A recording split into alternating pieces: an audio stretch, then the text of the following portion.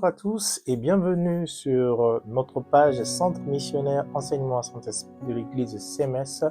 Je suis le pasteur Dorel Cortela et je vous propose ce dimanche notre émission d'habitude dénommée l'exhortation du dimanche. Le but de cette émission est de pouvoir vous donner une exhortation courte mais qui viendra dans l'objectif de pouvoir faire grandir votre foi en ce court instant que le Seigneur nous a donné. Et aujourd'hui, dimanche, nous voulons vous proposer encore un nouveau thème, un nouveau numéro que nous avons intitulé « Le désir du cœur de Dieu dans notre cœur ». Le désir du cœur de Dieu dans notre cœur. C'est le thème que le Saint-Esprit te propose cet après-midi. Et on va ouvrir nos Bibles rapidement dans le livre de Psaume 27, du verset 8 au verset 9. Je vais faire cette lecture pour vous. Éternel, écoute ma voix. Je t'invoque, aie pitié de moi et exauce-moi. Mon cœur dit de ta part, cherchez ma face. Je cherche ta face, ô Éternel. Ne me cache point ta face, ne repousse pas avec colère ton serviteur. Tu es mon secours, ne me laisse pas, ne m'abandonne pas, Dieu de mon salut. Et ce psaume est le psaume de David qui est en train de faire cette prière à Dieu. Et ce qui attire notre attention, c'est la manière dont David est en train de formuler sa prière. Pendant ma lecture de ce texte, le Saint-Esprit a éclairé mes yeux en ce qui concerne le verset 7 et le verset 8. Au verset 7, on voit un David qui est en train d'invoquer Dieu. Il dit, Seigneur, je t'invoque. Il dit, Seigneur, aie pitié de moi. Il dit, Seigneur, exauce-moi. On sent le besoin d'un homme qui est en train de soupirer devant l'Éternel. Un homme qui est en train de poser ses problèmes devant le Seigneur. Il est en train de déposer sur la table de Dieu ce qu'il a dans son cœur, le souci qu'il a dans son cœur. Mais le Saint-Esprit attire encore mon attention au verset 8. Au verset 8, on sent comme s'il y a un changement de fréquence. On dit, mon cœur dit de ta part. On voit Dieu venir dans le cœur de David et commence à exprimer la pensée qui n'est pas celle de David, mais la pensée de Dieu. Il dit, mon cœur dit de ta part, cherchez ma face. Et on voit ensuite, après cette phrase, David qui s'exclame, il dit, je cherche ta face, ô Éternel. En réalité, pendant que David est en train de se concentrer à dire à Dieu, Seigneur, aie pitié de moi. Seigneur, viens au secours de ma vie, viens au secours de ma vie. Je traverse des moments difficiles. Dieu lui change de langage. Il demande à David, cherche ma face. Il dit, cherchez ma face. Cherchez ma face. La voix de l'Éternel semble être différente du besoin de David. Où Dieu le demande, cherchez ma face. Et il s'exclame et dit, je cherche ta face, ô Dieu. Oh, j'aimerais encore te dire, il se peut que tu traverses des temps comme David, où tu as tellement besoin de dire à Dieu tout ce que tu vis. Tu veux dire à Dieu tout ce qui est dans ton cœur, tout ce qui déchire ton cœur, tous les problèmes auxquels tu es en train de faire face réellement. Mais est-ce que tu es sensible à la voix de Dieu par rapport à la manière de formuler ta prière? Dieu est en train de dire à David, plutôt que de te plaindre, plutôt que de m'étaler tes problèmes, vas-y, cherche-moi. Allez, chercher ma face. Et David a compris qu'il ne fallait pas continuer dans cet élan, mais il dit non, je cherche ta face, ô Éternel. C'est l'attitude que tu dois avoir lorsque tu es face à des situations difficiles, que tu es face à des problèmes que tu n'arrives pas à gérer, où l'ennemi te montre des réalités. À chaque fois que tes yeux sont fixés sur les réalités de la vie, et tu es sans oublier, en faisant cela, quand tu es fixé que sur les réalités de la vie, tu es en train, en réalité, de t'éloigner de la solution que Dieu pouvait t'apporter. En fait, il ne s'agit pas là de se concentrer que sur ce que tu vis, mais il s'agit de se concentrer sur la personne de Dieu. Dieu te dit, cherche ma face. Vous savez que le Seigneur l'a dit clairement, que vous chercherez premièrement le royaume des cieux et sa justice, et le reste vous sera donné. Donc, ce que Dieu veut, en fait, c'est que tu ne sois pas fixé sur la situation, mais que tu regardes la soif qu'il a dans ton âme et dans ton esprit. Et vous allez me dire, mais comment Dieu saura-t-il que j'ai des problèmes? Eh bien, Dieu sait tout. Dieu sait tout. Il sait de quoi vous avez besoin. Il sait exactement la situation que vous traversez. Il connaît cette situation-là. Mais ce qu'il attend de toi, c'est que tu changes de manière, que tu changes la façon de te présenter à lui. Que tu ne sois pas non seulement intéressé à ce que Dieu peut te donner, mais que tu sois plutôt intéressé en la personne même du Christ. Et pendant que je faisais cette étude, l'Esprit de Dieu m'a fait comprendre quelque chose. C'est qu'à chaque fois que nous venons à Dieu et que nous n'avons pas des regards fixés sur lui et que nous sommes beaucoup plus fixés sur nous-mêmes, cela crée à l'intérieur de toi une certaine soif de Dieu. Et cette soif est ressentie par ton âme, cette soif est ressentie par ton esprit. Bien que ton corps voit la réalité, bien que tes yeux voient la réalité, mais les situations dans lesquelles tu te trouves aujourd'hui doivent être des situations qui t'emmènent à chercher Dieu et non pas rester focalisé là-dessus. C'est ainsi que Dieu dit à David, vas-y David, cherchez ma face. Il dit cherchez ma face, comme s'il parlait à 3 personnes, comme s'il parlait à plusieurs personnes. Il dit cherchez ma face, parce qu'en fait, à l'intérieur de David, dans son âme, il y avait cette soif de Dieu. Il y avait ce besoin de chercher Dieu. Ainsi, Dieu voulait que David ne soit pas focus que sur ce problème, mais qu'il soit focalisé sur la personne, le Dieu d'amour, le Dieu de paix qu'il est. Quand vous êtes dans une situation qui vous enlève la paix, ne cherchez pas la paix, ne priez pas Dieu, Seigneur, je veux voir la paix. Non, prenez ce Dieu, considérez que Dieu est un Dieu de paix. Et en étant dans sa présence, même si ce problème enlève la paix dans ton cœur, mais en cherchant la face de Dieu, en adorant Dieu, en le louant, en le célébrant, en glorifiant Dieu, même quand c'est difficile, vous êtes en train de dire au Dieu de paix de s'installer dans votre âme et dans votre corps. On va bientôt finir. Je vais lire encore rapidement avec vous le livre de Philippiens 2, le verset 5 à 11. Écoute ce que le Seigneur te dit dans Philippiens 2, le verset 5 à 11. Il est écrit: ayez en vous les sentiments qui étaient en Jésus-Christ, lesquels, existant en forme de Dieu, n'a point regardé comme une proie à arracher d'être l'égal avec Dieu.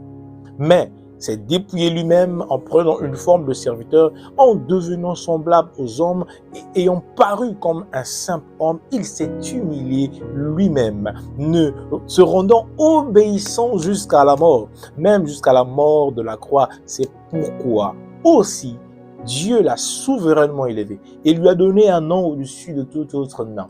Et si on nous montre un cas de figure de Jésus qui étant dans un état de Dieu, donc en lui il a reposé toute la divinité, il était pleinement Dieu, mais malgré ce privilège qu'il avait, il était focalisé sur la mission de Dieu, sur le but pour lequel il était venu sur terre, c'est-à-dire mourir pour toi et moi.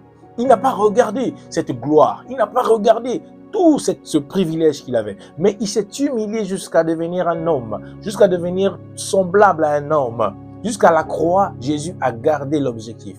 Et le résultat, c'est que Jésus a été, son nom est élevé au-dessus de tout autre nom. Pourquoi je prends cette illustration?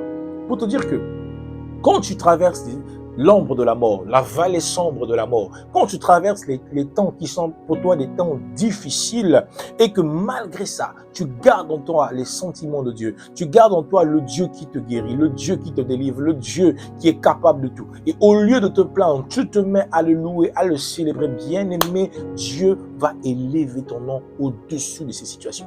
Il élèvera ton nom au-dessus de ces problèmes. Il fera que tu sois élevé parce qu'au lieu de te plaindre, tu as préféré louer le Seigneur. Tu as préféré adorer le Seigneur. Tu as préféré le célébrer. En faisant cela, tu écoutes la voix de Dieu qui est dans ton cœur, qui te dit « Cherchez ma face. Cherche la face. » Exclame-toi, dis « Seigneur, je cherche ta face. » C'est ce que David a fait. Il a compris qu'il ne pouvait plus continuer dans cet élan. En train de se plaindre, il a dit « Seigneur, je cherche ta face. » Et pour finir, je vous donne 6 résultats essentiels qui arrivent lorsque les désirs de Dieu sont exprimés dans vos cœurs. 6 résultats essentiels. Je vais finir par là. Le premier, c'est que nous devenons humbles et non pas un but de notre propre personne. Quand Dieu est dans ton cœur et qu'il est en train de travailler dans ton cœur, de manière que si le désir devient pour toi une priorité, qu'est-ce qu'il va faire? Il va créer une certaine humilité dans ton cœur. Et deuxièmement, les intérêts de Dieu vont primer au-dessus de tes propres intérêts. Vous allez lire peut-être chez vous à la maison dans Luc 2, le verset 48 à 50, où on voit Jésus dans le temple en train d'enseigner, ses parents qui viennent le chercher. Il dit, je dois m'occuper des affaires de mon Père. Lorsque Jésus a pris place dans votre cœur, lorsque votre cœur devient le désir de Dieu, votre cœur est comme ce cœur que Dieu attend, ce cœur que Dieu veut, eh bien, vous allez commencer à mettre les intérêts de Dieu au devant de vos intérêts. Et ainsi, la grâce et la paix de Dieu va couler sur vous. Troisièmement, qu'est-ce qui va se passer? L'un des résultats encore qui est très important quand les désirs de Dieu sont exprimés en vous, c'est que vous devenez prêt à investir pour l'œuvre de Dieu. Quand je parle d'investir, je ne parle pas que de l'argent. Je parle de votre temps. Vous investissez de votre temps pour le Seigneur. Vous investissez de votre temps pour parler de lui, pour évangéliser, pour annoncer sa parole. Vous investissez de votre temps, que ce soit dans vos finances, que ce soit dans votre vie quotidienne. Vous avez du temps pour Jésus. Vous avez du temps pour le Seigneur. Pourquoi? Parce que les désirs de son cœur remplissent aussi votre cœur à vous. Lorsque les désirs du cœur de Dieu remplissent votre cœur, vous faites confiance à Dieu. Peu importe la situation, peu importe le moment, peu importe l'oppression, peu importe les attaques, peu importe les accusations, les vraies et les fausses qui peuvent venir sur vous, vous savez faire confiance à Dieu. Regardez un peu l'image de cet enfant qui a confiance que son père peut tout. Si nous, en tant que les humains, nous voyons nos enfants nous faire confiance, à tel point que même quand nous les blâmons, elles reviennent vers nous. À plus forte raison, Dieu. Tu apprends à faire confiance à Dieu. Lorsque le cœur est rempli du besoin de plaire à Dieu, le cœur te conduit à faire confiance à Dieu. Et cinquièmement, qu'est-ce qui va encore se manifester comme résultat? C'est que tu ne vas plus dépendre de toi. Tu dépendras maintenant de Dieu. Tu dépendras maintenant de Dieu. Et pour finir, cinquièmement, tu ne feras plus rien. Tu ne feras plus jamais rien sans consulter le Seigneur. Lorsque les désirs de Dieu s'expriment en toi, tu deviens l'homme selon son cœur. C'est ainsi que David, Dieu a dit de lui qu'il est l'homme selon son cœur. Parce qu'il a laissé l'éternel Dieu, il a laissé le Seigneur exprimer ses désirs au travers de son cœur. Et il s'est aligné par rapport à cela. Oh bien-aimé, je vais lire un dernier verset biblique et on va prier. C'est se trouve dans le psaume 139, le verset 7 à 14, je lis cela. Je vais peut-être paraphraser en même temps et lire, je dis, psaume 139, versets 7 à 14, il est écrit « Où irai-je loin de ton esprit? Et où fuirai-je loin de ta face? Si je monte aux cieux, tu y es, et si je me couche au séjour de mort, t'y voilà.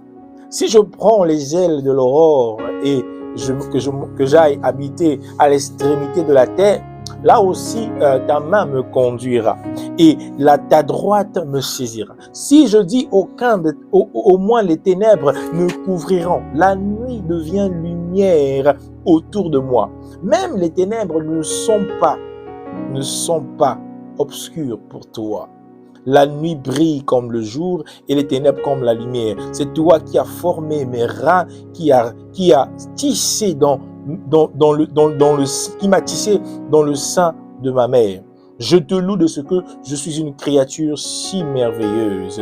Tes œuvres sont admirables et mon âme le reconnaît. Vous voyez dans le psaume 139, David prie différemment. Il ne dit plus Seigneur, aie pitié de moi, viens. Il est en train de demander des choses à Dieu, mais de manière à le louer et à se rendre compte que peu importe ce dont je suis en train de vivre, Seigneur, je sais que même si je vis dans les ténèbres ne sont pas assez obscures pour toi. La lumière, les ténèbres peuvent briller, ta lumière brille même dans les ténèbres. Il est en train de montrer à Dieu qu'il n'y a rien de ce que je vis qui peut être supérieur ni même au-dessus de toi. Quelle confiance!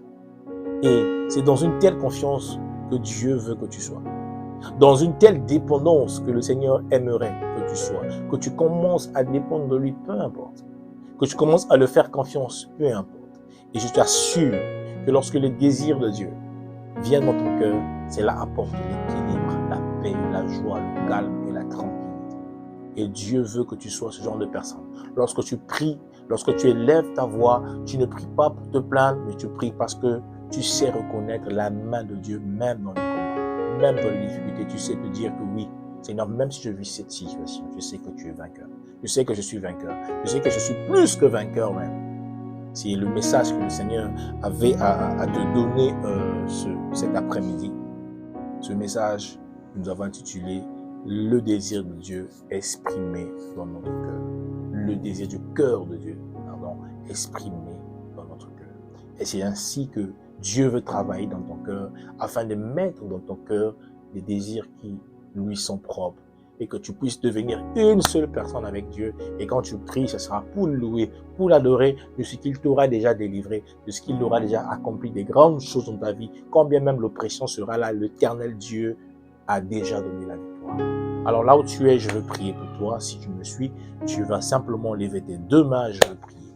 Père éternel, je bénis ton nom de ce que ce bien-aimé frère et sœur qui a suivi cette exhortation, tu as donné l'intelligence de comprendre le message que tu as voulu le communiquer aujourd'hui. Si hier, il se plaignait, elle se plaignait, Seigneur, de situations qu'elle vivait ou qu'elle venait devant ta présence tout en étalant le lot des problèmes qu'elle avait. Aujourd'hui, elle a reçu la sagesse qui vient du Saint-Esprit, à savoir te louer, te célébrer, te rendre gloire, t'élever au-dessus de ces situations. Jésus même a été rabaissé, il s'est rabaissé lui-même, combien même il avait la gloire, mais c'est en étant humble que tu as mené son nom au-dessus de tout autre nom. Et aussi mon frère et ma soeur ce soir, tout en te louant, tout en te célébrant par rapport aux difficultés qu'il vit aujourd'hui, Seigneur, tu vas l'élever au-dessus des circonstances et des situations.